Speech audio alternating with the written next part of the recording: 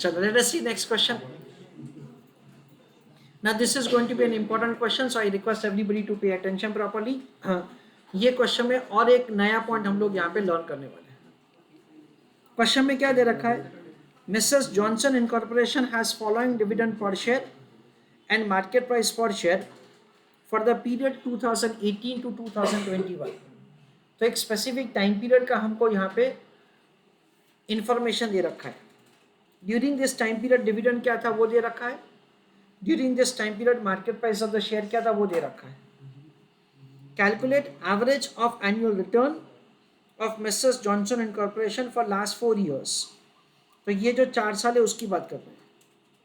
And also calculate the riskiness of the investment of Johnson incorporation. यानी हमको क्या करना है, हमको रिस्क भी मेजर करना है. For the year 2017 market price of the share was 1100, ऐसा हमको दे रखा है. I request all of you to pay attention. Let's say how to make the calculation of answer, वो मैं आपसे डिस्कस कर रहा हूँ. Dear students, as far as the measurement of the risk is concerned, risk के measurement के लिए उन्होंने हमको बहुत सारे मेथड्स दे रखे हैं और उसमें से one of the method is considered to be like one of the method that we are going to use over here is say standard deviation. Standard deviation is basically indicating volatility of the returns from mean value. We understand that say जो भी हमारा mean return है से उसमें variation कितना आ सकता है वो हमको standard deviation बताता है. So basically this is the kind of the diagram that say we know, and it is called bell-shaped curve diagram for normal probability distribution method. Normal probability distribution method. उसमें जो exactly middle value होता है that is considered to be the x bar, that is considered to be the mean value. ये जो हमारा mean value है उसकी comparison में हमारा एक्चुअल रिटर्न अलग भी हो सकता है. तो हमारा एक्चुअल रिटर्न जो अलग हो सकता है ना उसको वो लोग क्या बोलते हैं, उसको वो लोग बोलते हैं स्टैंडर्ड डेविएशन. डेविएशन का मतलब क्या, that is it is deviating from the mean value, उसको वो लोग स्टैंडर्ड डेविएशन बोलते हैं. Standard deviation is calculated as से under root of the variance. As far as the variance is concerned, it is calculated depending upon the information given to us. जैसे कि mean के लिए मैंने आपको दो फॉर्मूलाज बताया, summation x divided by n in case of the past information provided to us, and x bar is equal to summation of the probability into x if at all we have been provided with the probability distribution. Exactly the same way say the variance is calculated. Variance का calculation first method में कैसे होता है friends, variance का calculation first method में होता है x minus x bar, उसका स्क्वायर किया जाता है, उसका summation divided by number of observations. That is the way so the variance is calculated. यहाँ पे क्या किया जाता है friends, it is again x minus x bar, उसका स्क्वायर, उसको प्रोबेबिलिटी से समेशन दैट इज उसका टोटल किया जाता है एंड उसका summation. That is the way so the variance is calculated. तो वेरिएंस का कैलकुलेशन कैसे होगा, that depends upon the information which is provided to us. अगर हमको पास का इंफॉर्मेशन दे रखा है देन इन दैट केस से this is the way we make the calculation of the variance. And अगर हमको प्रोबेबिलिटी डिस्ट्रीब्यूशन का इंफॉर्मेशन दे रखा है then the right hand side method is the method which we are adopting for calculation of the variance. ऐसा करके हम लोग को वेरिएंस का कैलकुलेशन किया जाता है. वेरिएंस से हम लोग स्टैंडर्ड डेविएशन फाइंड करते हैं. सपोज कि हमारा मीन का वैल्यू है फॉर एग्जांपल 30% और स्टैंडर्ड डेविएशन का वैल्यू है सपोज कि ऐसे में एक वैल्यू ले रहा हूँ 7%. तो यहाँ पे उनका कहना ऐसा है, they use a rule which is given a technical name as a empirical rule. Empirical rule हमको ये बताता है कि हमारा जो एक्चुअल ऑब्जर्वेशन होगा that will be falling within this range, x bar plus or minus 1 standard deviation, x bar plus or minus 2 standard deviation, x bar plus or minus 3 standard deviation. यानी क्या हुआ, 30 minus 7 कितना होगा 23, 30 plus 7 यानी कितना होगा 37. उसके बाद 30 minus 7 2 14 यानी कितना होगा फ्रेंड्स यहाँ पे 16. 30 प्लस 7 2 ज़ा 14 यानी कितना होगा 44। अगेन 30 माइनस 7 3 ज़ा 21 यानी कितना हुआ 9। अगेन 30 प्लस 7 3 ज़ा 21 यानी कितना हुआ 51। यानी एक्चुअली जो हमारा रिटर्न होगा वो ये रेंज में फॉल हो सकता है, या तो ये रेंज में फॉल हो सकता है, या तो ये रेंज में फॉल हो सकता है।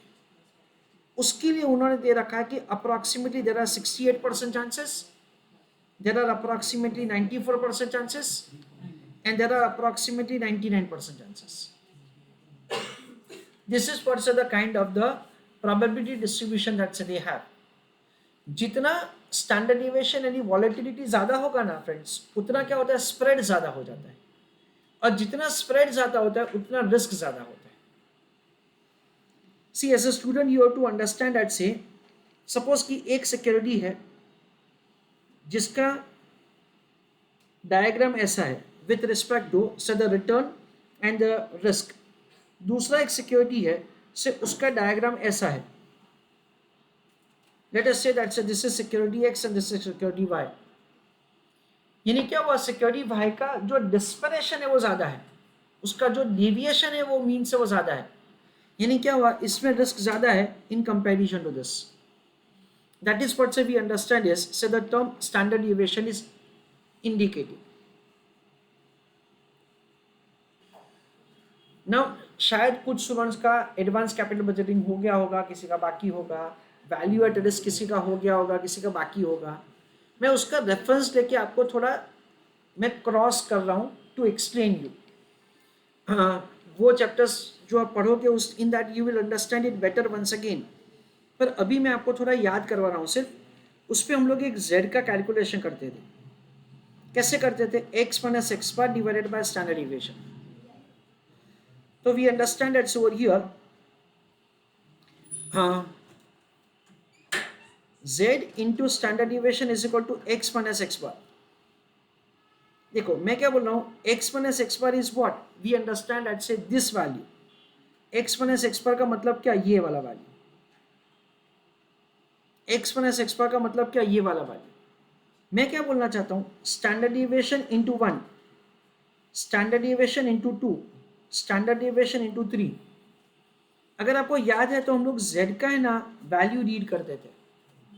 तो z का जो हम लोग वैल्यू रीड करते थे ना वो 1 होता है ना, तब z का वैल्यू 0.34 के आजू बाजू होता है। 2 में z का वैल्यू होता है से 0.47 के आजू बाजू, और यहाँ पे होता है अप्रोक्सीमेटली 0.49 के आजू बाजू। यानी ये क्या होता है, ये एक एरिया बताता है, सिंगल एरिया। उसका डबल करेंगे तो क्या हो जाएगा, दोनों साइड का एरिया कवर हो जाएगा। देखो मैं क्या बोल रहा हूँ, ये सिंगल एरिया है जो 34% है, तो ये डबल करके कितना हो जाएगा 68%। ऐसा करके उन्होंने लिया है 68% चांसेस। ये एक एरिया है 47%, अप्रोक्सीमेटली बता रहा हूँ मैं वैल्यू, थोड़ा आगे पीछे हो सकता है। ये दूसरा 47%, यानी क्या हुआ अप्रोक्सीमेटली देयर आर 94% चांसेस कि आपका रिटर्न ये रेंज में फॉल होगा। यहाँ पे भी ऐसा होता है। Over here it is x bar plus or minus 3 standard deviation, that is approximately 99% chances. So higher the standard deviation will have the more risk, ऐसा हम लोग समझते हैं। चलो red answer.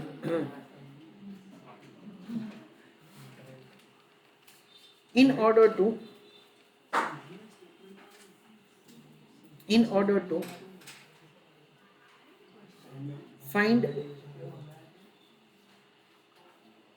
risk of investment,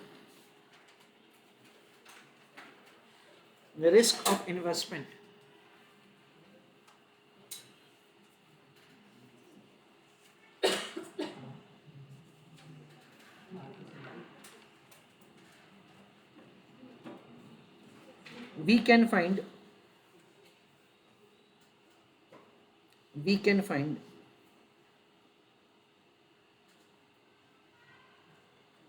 standard deviation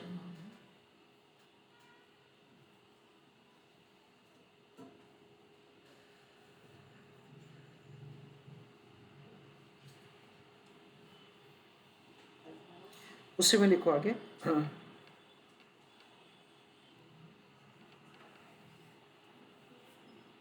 it is found as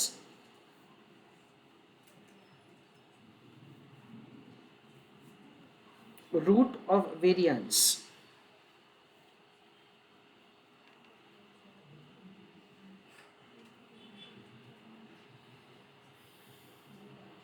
उसी में लिखो आगे।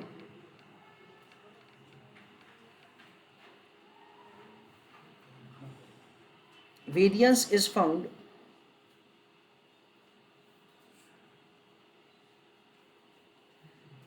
on the basis of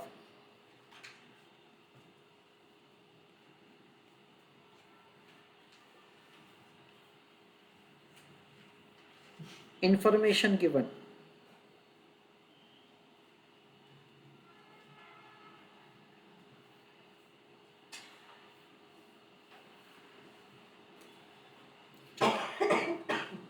I request all of you to write down this.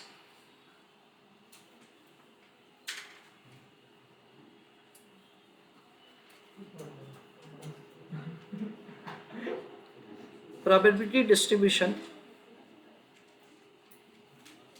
not given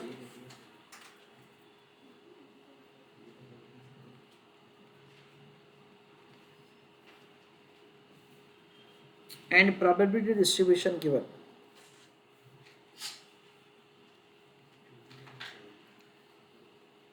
Friends, आपको पता ही होगा, there are two types of the data. One is the simple data for assessment and another is population data for assessment. मैंने ऐसा करके दो data होता है। जैसे कि मैंने बोला कि भाई TCS was formed before 30 years, तो पूरा 30 years का रिटर्न का हम लोग अगर वेरिएंस करते हैं ना, तो उसको बोला जाता है पॉपुलेशन डेटा। और अगर हम लोग पिछले 5 साल 7 साल या 10 साल का ही करते हैं ना, तो उसको बोला जाता है सैम्पल डेटा फॉर असेसमेंट। सो एक सैम्पल डेटा फॉर असेसमेंट में टेक्निकली ऐसा होता है, वी यूज n-1 ऐसा होता है।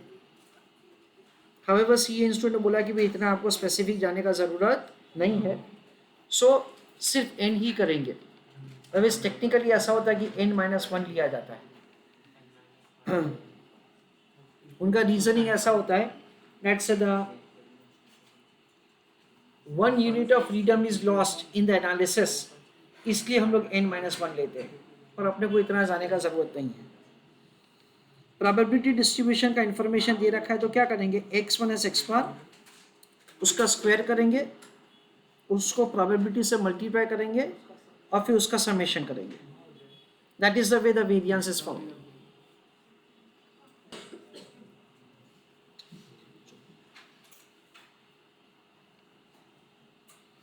with paragraph write down.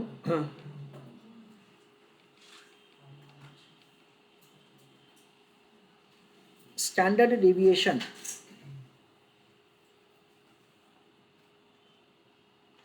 is indicating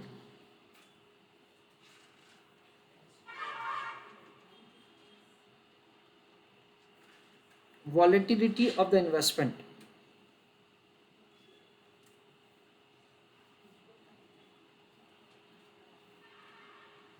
Full stop.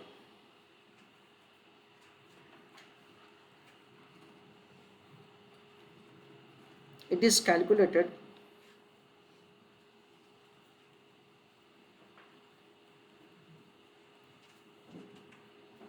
using following formula.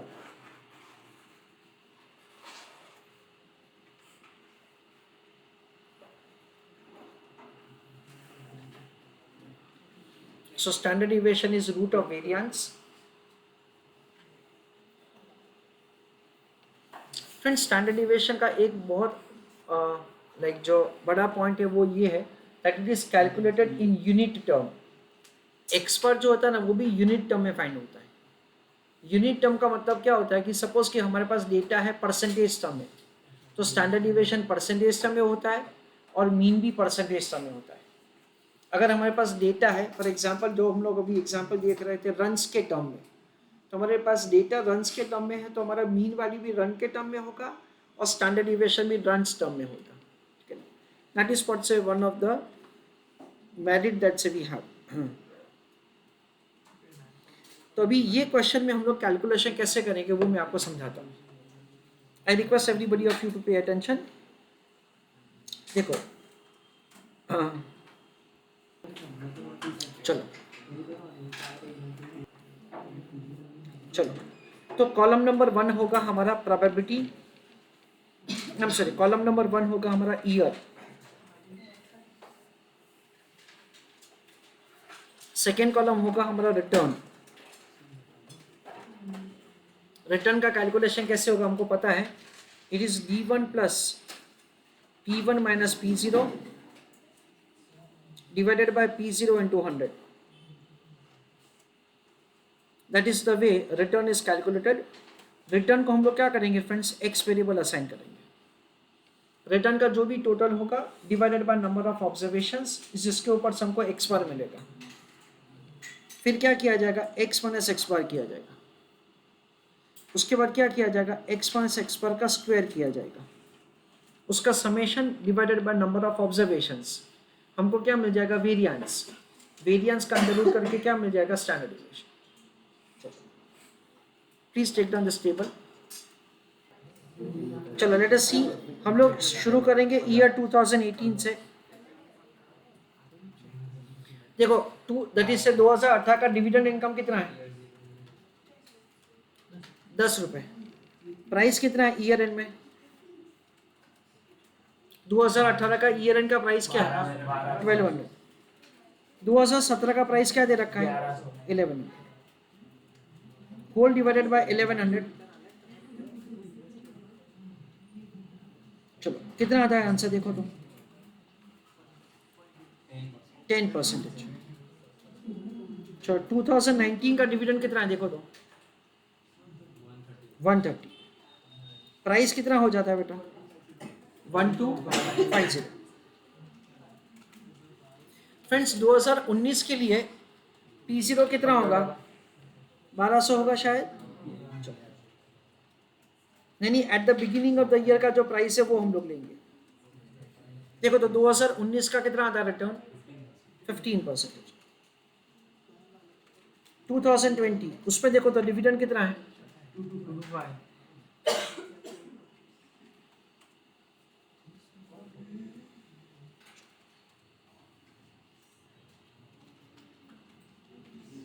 'So we understand let's say the 225 plus price कितना हो जाता है,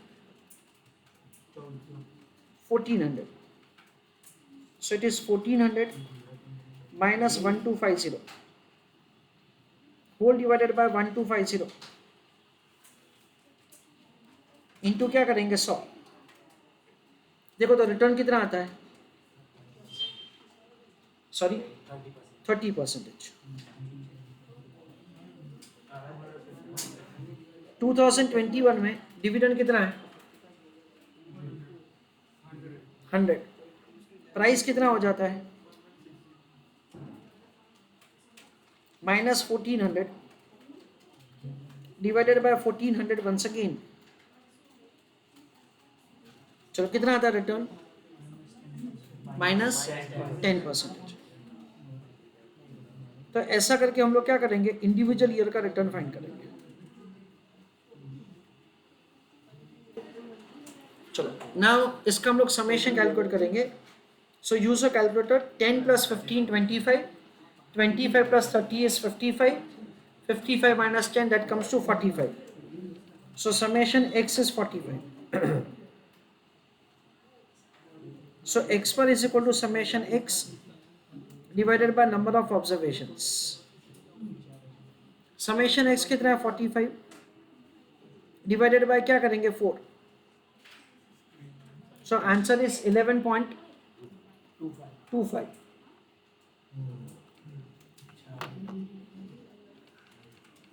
So 11.25% is x bar. उसके बाद हम लोग क्या करेंगे, x माइनस x बार. तो देखो it is 10 minus 11.25 minus 1.25, 15 minus 11.25 3.75. 30 minus 11.25, 18.75, minus 10 minus 11.25, minus 21.25.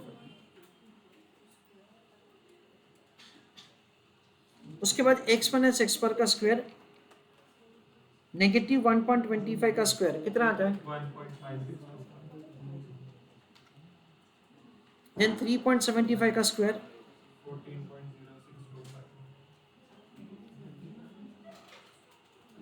18.75 का स्क्वायर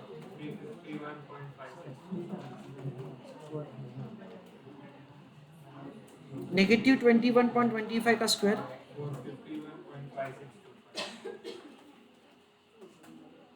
उसके बाद हम लोग कैलकुलेट करेंगे x माइनस एक्स पर का स्क्वायर का समेशन कितना आता है?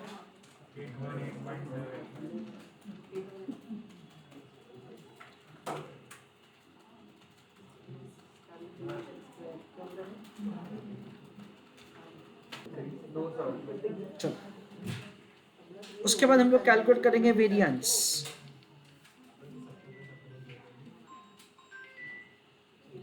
Variance is found as summation x minus x bar square divided by number of observations.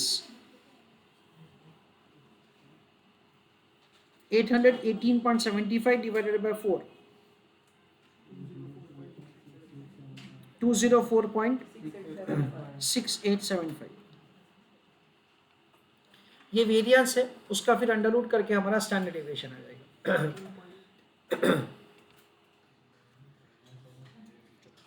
Standard deviation is found as under root of variance. What is under root of variance? 14.31. हमेशा याद रखने का friends कि जो standard deviation होगा that would be in the unit term. Unit term का मतलब क्या? जो टर्म में आपके पास डेटा है ना, वो टर्म में स्टैंडर्ड डेविएशन का कैलकुलेशन होता है. And the variance is calculated in unit square term. Unit square term का मतलब क्या कि अगर आपके पास डेटा स्टैंडर्ड डेविएशन के टर्म में है, परसेंटेज के टर्म में है, तो वो परसेंटेज स्क्वायर टर्म में होता है. अगर वो रुपीस टर्म में है तो रुपीस के स्क्वायर टर्म में होता है. That is the way the variance का यूनिट टर्म होता है. See, initially at this point of time, it is not going to be so much challenging for all of you. Neither it is going to be so much relevant for you. But later on, जब हमारा question that is chapter आगे develop होगा ना friends, तो many a time CA Institute is providing us the information in the percentage square term. They are providing the information in standard deviation, that is in percentage term. वो जो information हमको दिया जाता है, उसका interpretation आपको अच्छी तरह से आना चाहिए. नहीं तो क्या वो आंसर का दैट इज जो कैलकुलेशन ऑफ आंसर होता है, इन दैट से there can be a mistake at your end. तो ऐसा हम लोग यहाँ पे स्टैंडर्ड डेविएशन का कैलकुलेशन करते हैं.